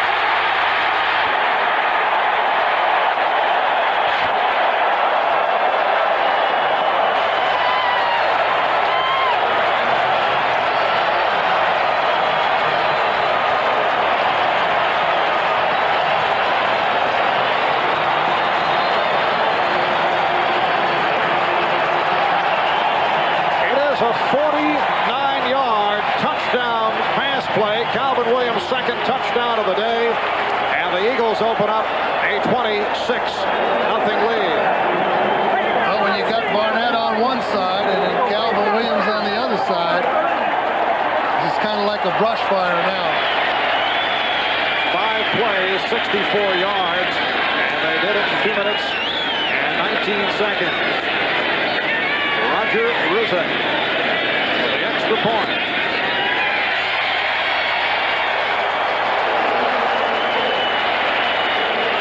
These Philadelphia receivers are starting to come into their own. You know, Buddy Ryan drafted all these guys at once, and another guy named Bellamy that didn't make the squad, but Barnett's going great now. Calvin Williams is going great now. And, of course, Randall, he's real happy about that throw.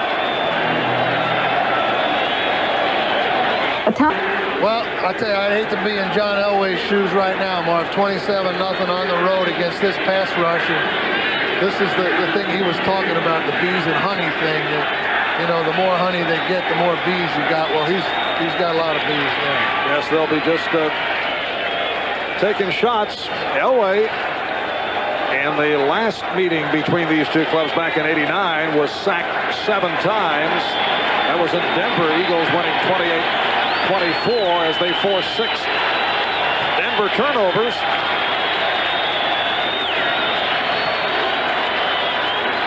Bruzek with the line drive kickoff. And he runs it out. Arthur Marshall looked confused. And Marshall able to work his way out near the 15.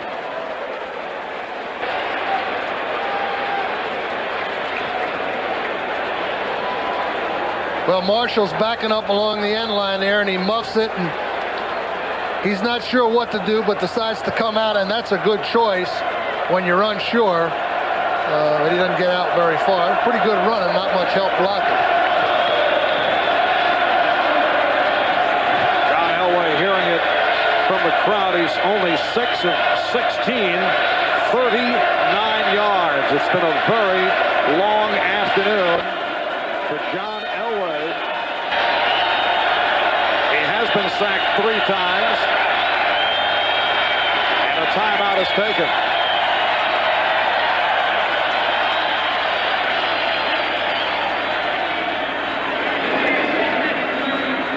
So the Broncos call for time. Well, tonight it's an all-new secret.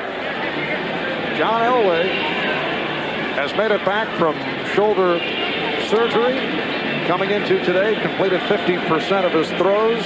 Last week against San Diego, 14 of 24, 2 touchdown passes, ran for 16 yards, only 5 fewer than Gaston Green. Denver not able to get anything going on the ground. And that also the case here today. They have not been able to establish an offensive personality. Well, they were going to try to throw short early, and they did.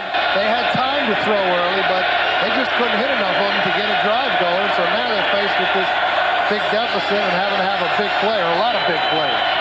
First down at the 15. Seals with the wraps around Reggie Rivers. Reggie Rivers, a second-year player from Southwest Texas State, signed as a free agent last year, and he is stopped by Seals. Well, they're trying to trap inside, and Philadelphia's in a pass rush mode, and you're just not going to be able to do much with those inside people here now. They're all They're playing pass. They don't care about a little run and play up the middle. 2nd and 11. And penalty flags are tossed.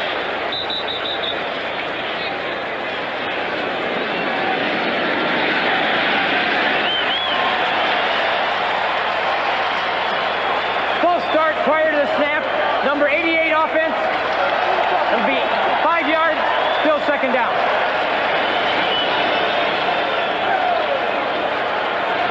Well, the tight end, Clarence Kay, just lunges forward, and of course Reggie White is keying on any movement, and this is another thing that happens in these kind of situations. You know, the offensive linemen get jumpy, the defensive guys are just playing passing. It's just a one-dimension game, and when you're playing a one-dimension game, the defense just has all the advantage that it could possibly want. 2nd and 16 down at the 9. Elway dumps it off. Victor Jones is stopped for another loss by Byron Evans.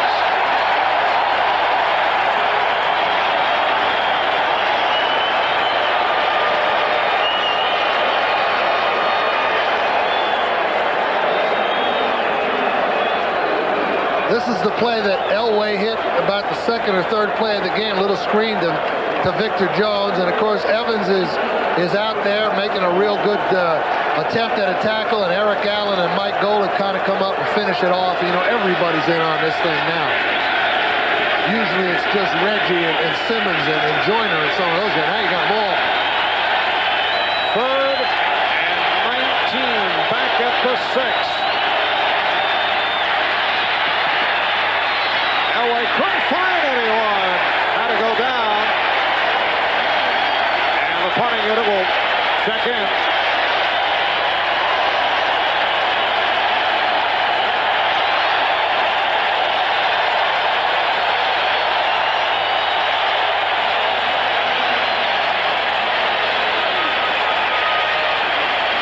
Eagle fans here at Veterans Stadium love it. Minute 45 remaining, 3rd quarter. Eagles lead 27-0, and Mike Horan has come on to punt for the 6th time this afternoon. Mike Sikahema is out at midfield.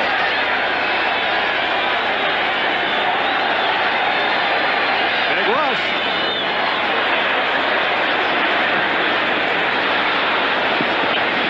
And Sikahema was not able to field it. 56-yard punt thanks to the roll. So the Eagles back to the offense, and they'll take over at their 35-yard line. A reminder, next Sunday, NBC Sports will present an NFL doubleheader. It gets underway 12:30 p.m. Eastern Time with NFL Live featuring Buffalo and New England. As we mentioned earlier, Patriots were able to win in Foxborough against Buffalo last season, 16-13. The Bills went into that game with a record of 10-1. Well, of course, those Bills with that high-powered offense, you know, right, they go into any game 10 and something. We're approaching 1 minute remaining in the 3rd quarter, and Cunningham, let's see, they call it a sack.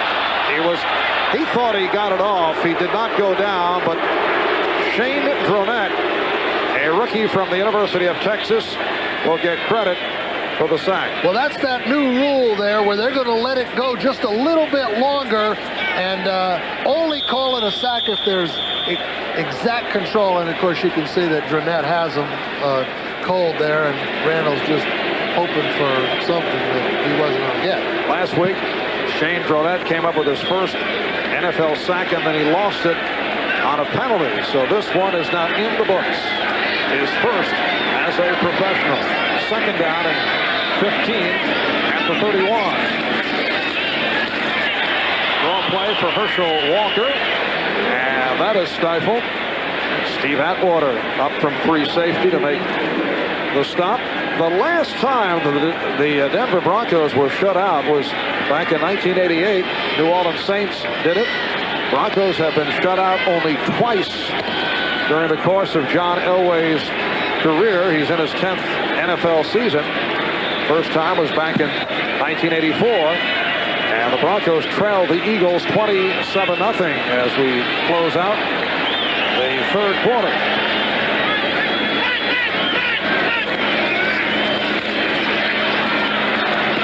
Cunningham completes to Byers, but it is short of the first down. Atwater makes the tackle. And that is the end of the third quarter. We'll be back after these messages from your local station.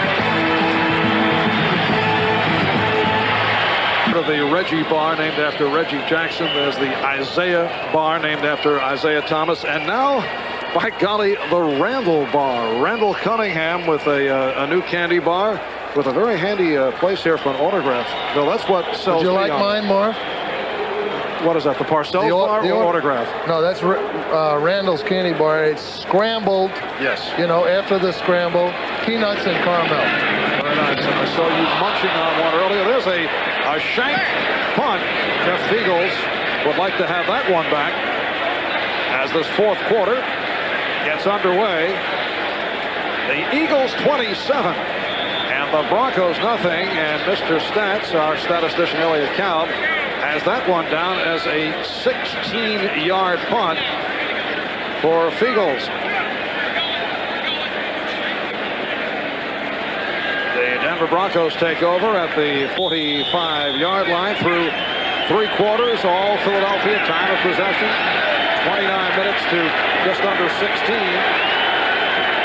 Someone told me you could hold Denver to 52 yards with John Elway playing quarterback for three quarters. I would have been willing to bet on that. Elway going incomplete. Pass intended for Mark Jackson. The thing that's happening here in Philadelphia that I sense differently, in all honesty, Marv, even from the times that they had great wins over us, I sense a crowd confidence in the team that I haven't sensed before. I mean, they were enthusiastic and exuberant and some of the best fans in the league. But I think this game today, 2-0, Randall back, and the performance that they put on has got the whole crowd excited about the prospects of the season. You were received, I would have to say, I watched you down on the field earlier in what has to be termed as cordial fashion. Elway able to complete. And moves put on by Arthur Marshall. John Booty and Eric Allen combining for the tackle, and that goes for 24 yards. Well, that's the biggest gain of the day. John gets Marshall coming across. Now, you know, guys like Arthur Marshall are in this game because some of the top Denver receivers, Vance Johnson and Michael Young, are on the verge of coming back, but they're not ready yet. Now, Dan Reeves said yesterday, if these guys could just hold the fort until those guys get back, they'll be in pretty good shape because they're getting experience for their young guys as well as playing and winning games. It's a draw play for Greg Lewis. And he has a first down. So Denver with successive first downs, only 4 for the day. That goes for 12 yards. Yes, Steve Sewell, who you referred to earlier as one of the satellite players, out with a broken ankle. He's out until December. Vance Johnson out along with Michael Young. And here's another young guy, you know, Greg Lewis, University of Washington, in for Gaston Green. Now, if you can get your young, even in a losing situation like this, you get your young players experience, it can serve you well later on in the season. Sammy Smith also sideline. They're looking to get him into the lineup. One-time Miami Dolphin. Elway with the punt. Penalty marker thrown downfield as Elway is taken down. Well, that's going to be pass interference on Isaiah Jenkins. John uses a classic play fake where it's a hitch and go. They fakes the slant, pumps his arm, makes the defensive back think he's going to throw it, and then pulls the ball back down and tries to throw the goal. And Jenkins knew he was fooled there, and he just grabbed hold of the Denver receiver.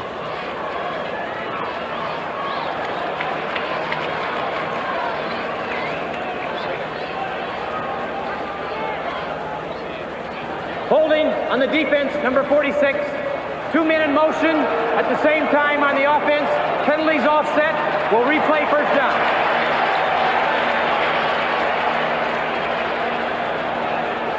On top of the screen, John Elway's faking the slant pass, and then this receiver's going to adjust and go here.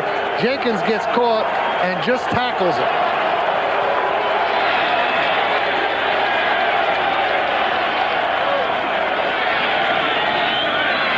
But a break for the Eagles with the penalty also called on Denver. So it's a first down at the 20-yard line.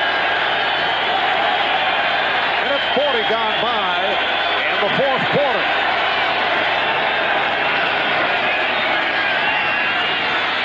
Elway running out of the pocket. Taken down at the 15 by the middle linebacker, Byron Evans.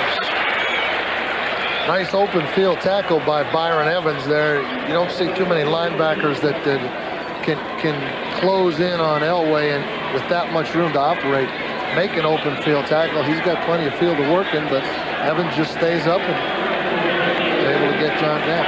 Buddy Ryan used to say that Byron Evans is the hardest hitting middle linebacker in the NFL in his 6th year out of Arizona. 2nd and 5 at the 15. Greg Lewis is stopped by Andre Waters. Waters is, of course, as much as anyone, you know, they have all the big names.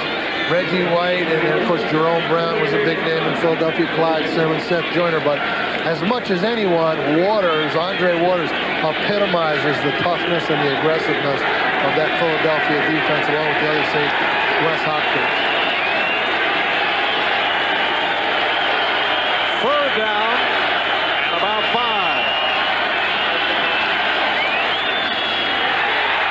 And that did not work. Inside handoff intended for Greg Lewis. And the Eagles saw it all the way. Andy Harmon with the tackle. It is a 4th down and 6 at the 16-yard line. They're going to go for the field goal here and just try to get some points up. Do you agree with that call? Yeah, it doesn't make any difference. I think they're just trying to get on the board and get something positive. And they go for this 4th down based on the way this game's going. They're not going to make it now. They're going to be worse off than they would have been. 33-yard attack. No good.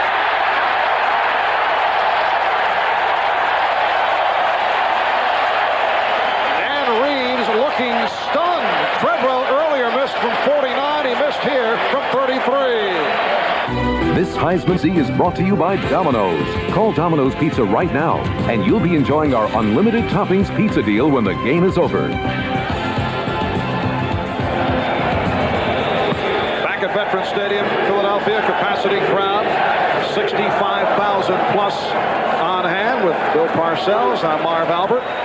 11 minutes remaining, fourth quarter. The Philadelphia Eagles lead the Denver Broncos 27-0. Eagles take over at their 20-yard line. Herschel Walker with a short pickup. Herschel 16 carries, only 38 yards. Got off to the good start, but not quite the same as his first 2 weeks when he went over 100 yards each time.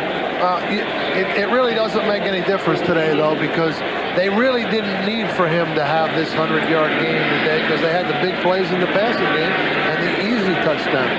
But Herschel will provide them the balance running and the ability to deliberately drive the ball down the field as the season goes on. It's a good resource. Yes, he certainly has set things up for Randall Cunningham, who has been outstanding. 17 of 24, 3 touchdowns, and another completion. It's Fred Barnett making his 5th catch of the day, taken down by the free safety, Steve Atwater. Barnett is putting on a clinic today. I mean, every time they go out to him, you think he's going to run for a touchdown after the reception. And this reception's no exception here. Looks like he might split the safeties and go all the way again. 5 catches, 102 yards for Barnett, who had 12 receptions last Sunday against Phoenix. Now Barnett flanks to the left side.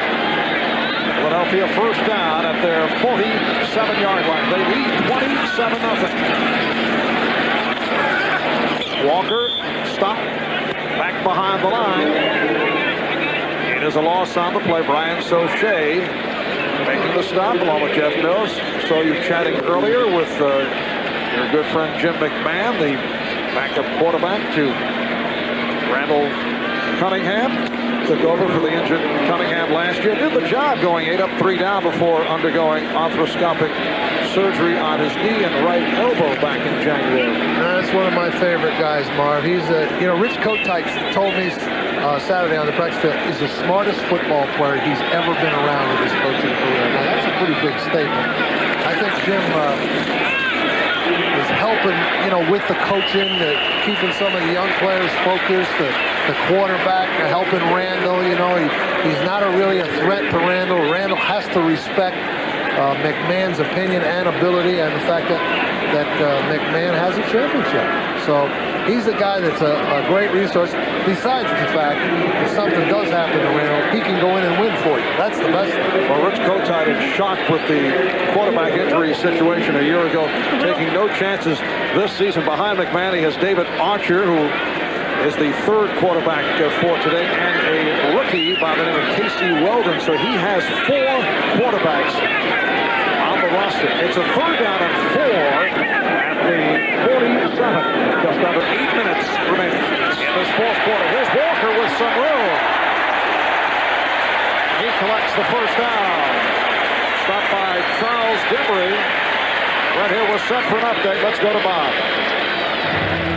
Marv, the Packers' #1 pick from Florida State, Terrell Buckley, who has anointed himself as the Jim Thorpe of the second half of the century, goes 58 yards with his punt return for a TD. Watch him as he hits the end zone.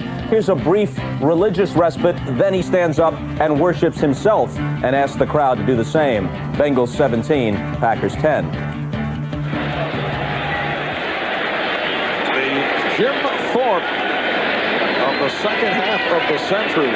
Now, those reputation makers sometimes don't last too long. Sometimes take the first time. Myers with a short advance. The nose tackle, Greg Cragen, made the stop.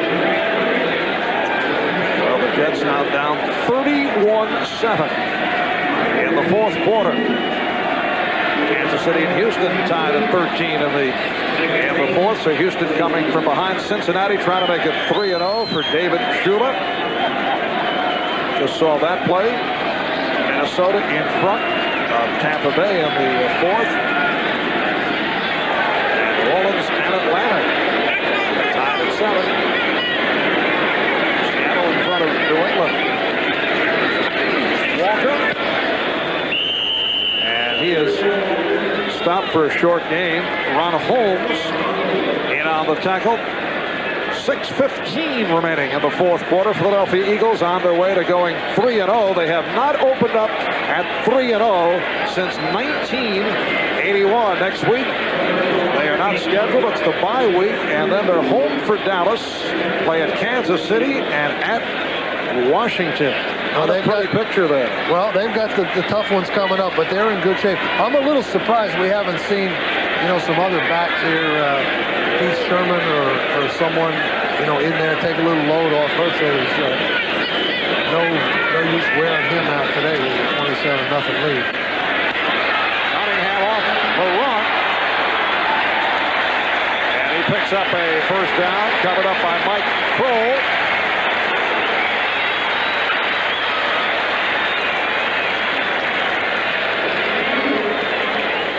Another example of Randall escaping the pressure. The outside's open. He's pointing the receiver downfield. Now he just turns it on and protects himself with a nice head first slide, picks up a couple yards. As I said, Randall's confidence, to me, today, just looking at him, having seen him so much, he looks more like the Randall Cunningham that I'm used to seeing than he did on the two films that we looked at. It's a first down at the 23, ninth play of the drive. And it is Walker, bottled up by Jeff Mills. We visited yesterday at the Eagles practice with a one-time AFL quarterback, primarily with the New York Jets, Dick Wood. He's now, there he is, running backs coach for the Eagles. And we were discussing Wood last week. Had a conversation with Jay Schrader of the Raiders, who certainly has the arm strength, one of the stronger arms in the NFL. But you were saying Dick Wood can do some interesting things with the football in his day. Well, Dick Wood had a very, very strong arm. He used to stand underneath the flagpole and throw the ball straight up and take bets that he could get it over the pole. A most intriguing activity. And this was back in the 50s, you know, Marv, when he was a young guy coming out. He might not get it over that Vet Stadium flag there, but coming out of Auburn's, where he played his college football, and he used to stand under those flagpoles and throw the ball straight up. But he told us yesterday the furthest he could ever throw the ball was 75 yards. Now, Schrader said he could throw it 87 at one time. And we had a guy at New England named Russ Francis, a tight end, who threw it 90. And they say Bo Jackson could throw it well over 80 yards. Russ Francis threw 90 yards? 90 yards. And there are some quarterbacks who can do that on their knees, not 90 yards. As Walker, the third down is stopped. But there are quarterbacks who have the strength to do it while on their knees. What do you mean on their knees? What are you talking about there? What other betting activity? Oh, I see. You mean that one that just testing the arm strength? Correct. Yeah. Yes. I see. I didn't know. I thought you're supposed to, if you're a quarterback, you're supposed to try and stand up, aren't you? Thanks, Bill. Roger Ruzek will attempt a 35-yard field goal. It's a 4th down and 4 down at the 17. 2:35 remaining in this 4th quarter. Ruzek earlier hit from 50. He is 3 for 3 on the day. Eagles lead it 30-0. On NBC is brought to you by Mitsubishi, bringing you a full line of award-winning automobiles. Mitsubishi, the word is getting around. By the people at Nike, who encourage you to just do it. By Radio Shack, America's technology store nobody compares. And by Delta Airlines. At Delta, we love to fly, and it shows. It has been total domination by the Philadelphia Eagles. A very impressive performance. They lead the Denver Broncos by the score of 30-0. Roger Ruzek, who a moment ago converted his 3rd field goal of the day with the approach and the kickoff. And another good kick. Arthur Marshall will stay right there. 2:20 remaining in the 4th quarter. We'll be back in a moment. This has certainly been one of the most ineffective days in the standout career of John Elway. 8 for 18, 59 yards. You recall when he first broke into the NFL, he had some problems, but not able to get anything going today. And there are reasons for it. The unsettled offensive line, lack of a running game, and the Eagle defensive unit also had something to say about that. Sean Moore, first-year player out of Virginia, has taken over at quarterback. The give is to Greg Lewis, reaching out across the 25. Check that. Gaston Green stopped by William Thomas. Sean Moore spent the first 11 weeks of last season on the practice squad and then was activated. An 11th round draft pick a year ago. 2 minutes remaining in the 4th. Has been a terrific day for Eagles quarterback Randall Cunningham. 18 of 25, 270 yards, 3 touchdowns, 1 to Fred Barnett, 2 to Calvin Williams. And the Eagles with a 30-0 lead on the Broncos. 2nd down and 5. Going Moore goes down inside the 10. Clyde Simmons with the sack. We're set for another update. Let's go to Bob Costas.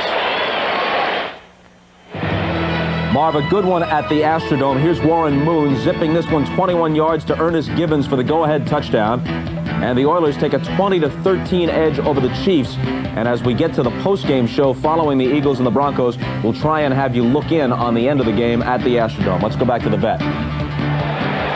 All right, Bob. Sean Moore, who just took over for John Elway, making his NFL debut, was taken down, 4th sack of the day by the Eagles. Second for Simmons, who had 3 last week, so that's 5 for the season for the Pro Bowl right defensive end. It'll be a 3rd down and 20 back at the 10 with 1:35 to go in this 4th quarter. Denver with only 4 first downs for the day. Well, this is the kind of consistency that Rich Kotite had been hoping for. I know all the Eagle players, almost to the man. Reggie White was saying the other day when we talked to him that the inconsistent, one time the offense would play well, one time the defense would play well, the special teams would let them down, and then vice versa, that situation. I think all of the Eagle players are committed to the best effort from their particular segments on a weekly basis, and when you get it like they got it today, this is the result. This team is definitely capable of beating anybody in the National Football League if they play like they play today. In the past, once in a while, they would self-destruct and give games away and lose to people that they shouldn't lose to. But I see a greater sense of purpose with the Eagles here this year. Reminder, stay with us after the conclusion of the game for the Old Spice NFL Live post-game report, which will include a report on a rash of injuries today in the NFL. Here's Moore in trouble, and down he goes. Let's see, not a safety though. Apparently he got out of the end zone, or did he get the pass off? Eagles were looking for a safety.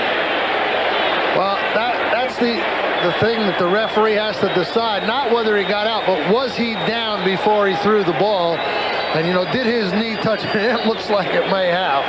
But the official calls it incomplete.